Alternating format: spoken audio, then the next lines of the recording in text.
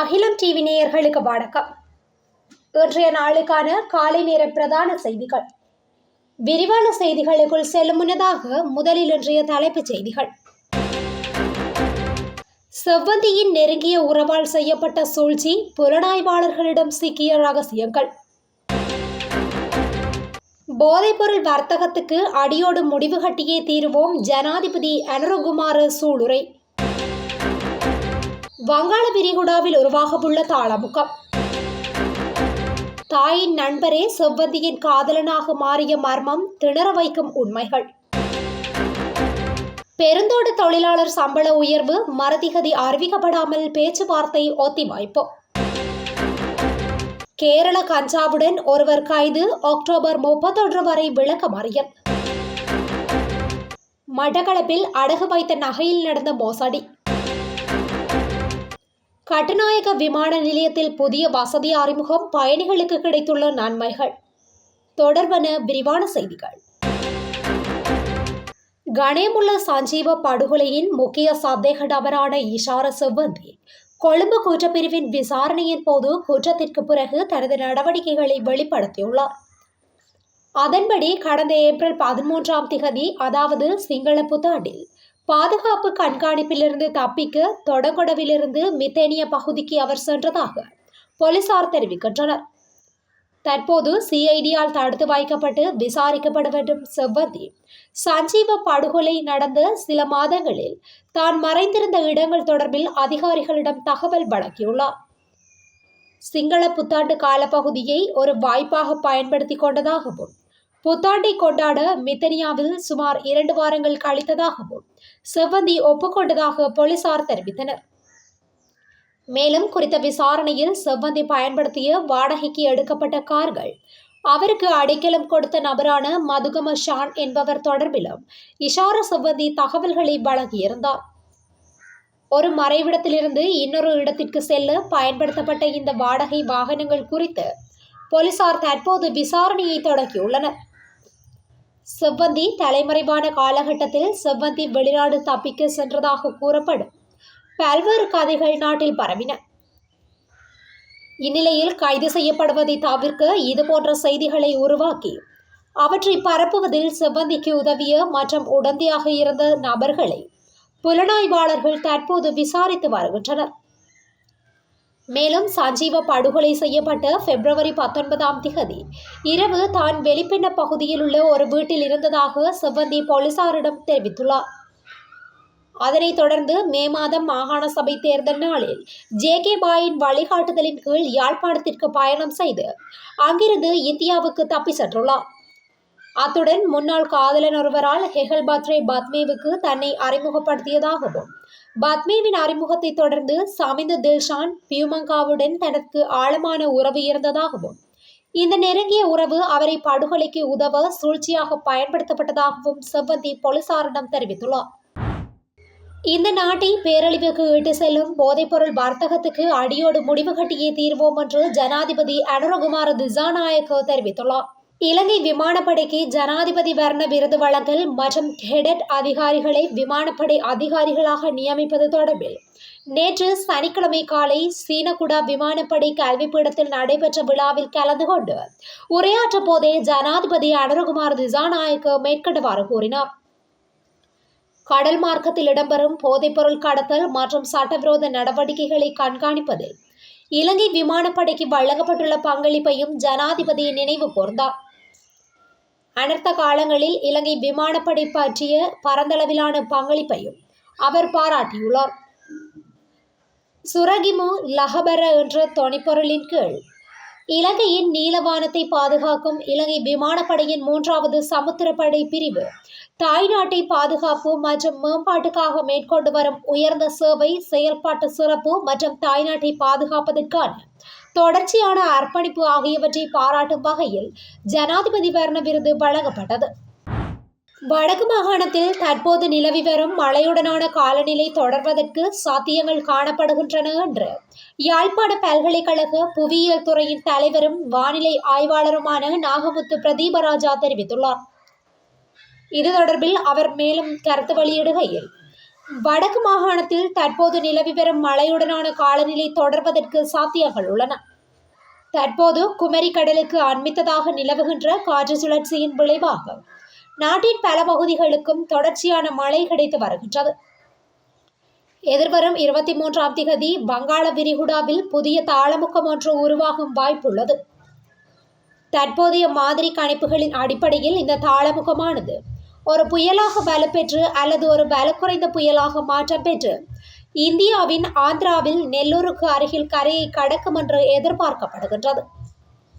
இந்த தாளமுக்கத்தால் வடக்கு கிழக்கு மாகாணங்களுக்கு நேரடி பாதிப்புகள் எவையும் இல்லை. ஆனால் மழையுடனான காலநிலை தொடர்வதற்கு சாத்தியங்கள் காணப்படுகின்றன.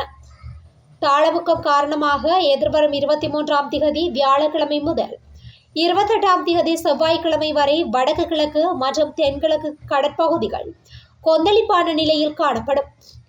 ஆதலால் கடற்தொழிலாளர்கள் கடலுக்கு செல்வதை தவிர்க்க வேண்டும். அத்துடன் நவம்பர் மாதத்தின் முதலாவது வாரத்திலும் தாளமுக்கம் ஏற்படுவதற்கு சாத்தியங்கள் காணப்படுகின்றன என கூறப்பட்டுள்ளது. கடந்த சில நாட்களாக ஒட்டுமொத்த இலங்கையிலும் பேசுபொருளாக மாறியிருப்பது செவ்வந்தியும் அவரது குழுவினரின் கைது நடவடிக்கையுமாகும். இது தொடர்பில் பல திடுக்கிடும் தகவல்களும் நாளுக்கு நாள் விசாரணைகளில் வெளிவந்த வண்ணம் உள்ளன. இந்நிலையில் செவ்வந்தி இந்த வலையமைப்புக்குள் எவ்வாறு எடுத்து செல்லப்பட்டார், ஹெஹல் பாத்ரே பாத்மேவுக்கும் இவருக்குமான தொடர்புகள் குறித்து தகவல்கள் வெளியாகியுள்ளது. குறிப்பாக செவ்வந்தியின் தாயாரின் மேல் 15க்கும் மேற்பட்ட வழக்குகள் நிலுவையில் உள்ளதாக தெரிவிக்கப்பட்டுள்ளதுடன் தாயின் நெருங்கிய நண்பருடன் செவ்வந்தி பிற்பட்ட காலங்களில் பாதாள உலக நடவடிக்கைகளிலும் ஈடுபட்டதாக தெரிவிக்கப்பட்டுள்ளது. பெருந்தோட்ட தொழிலாளர்களின் சம்பள அதிகரிப்பு தொடர்பான பேச்சுவார்த்தை மறுதிகதி அறிவிக்கப்படாமல் ஒத்திவைக்கப்பட்டுள்ளது. பெருந்தோட்ட தொழிலாளர்களின் சம்பள அதிகரிப்பு குறித்த பேச்சுவார்த்தைக்காக மேலதிக தொழில் ஆணையாளர் நாயகம் SGF குணவர்த்தமினால் விடுக்கப்பட்ட அறிவுறுத்தலுக்கு அமைய நேற்று சம்பள நிர்ணய சபை கூடியது. கொழும்பு நாரஹேன்பிட்டியவில் உள்ள தொழில் திணைக்களத்தில் பிற்பகல் 2 மணி முதல் சுமார் 1 மணித்தியாலம் இந்த கூட்டம் இடம்பெற்றது. எவ்வாறிருப்பினும் இதில் பெருந்தோட்ட கம்பெனிகள் பிரதிநிதிகள் எவரும் கலந்து கொண்டிருக்கவில்லை. கம்பெனிகள் இவ்வாறு முதற்கட்ட கூட்டங்களை புறக்கணிப்பதும் உதாசீனப்படுத்துவதும் வழமையான விடயமாகும்.